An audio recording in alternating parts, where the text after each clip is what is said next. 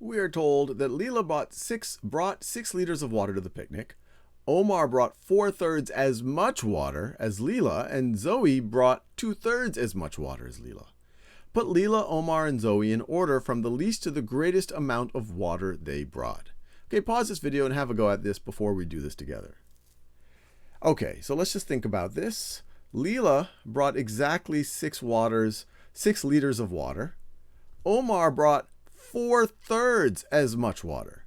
So 4/3, this is greater than 1. So this 4/3 as much water, if I'm multiplying something larger than 1 times 6, I'm going to get something larger than 6. So this is going to be greater than 6. 4/3 as much water, it's going to be 4/3 times 6 is one way to think about it, which is going to be greater than 6. And then if we think about Zoe, Zoe brought 2/3 as much water. 2/3 is less than 1. So if I multiply 2/3 times 6, that's going to be less than 6 liters of water.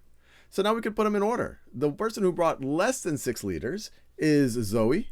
So Zoe is the least. We want to go from least to greatest. Then Leela is in between. Leela. And then the most, because it's more than 6 liters, 4/3 times 6, that's going to be Omar. And we're done.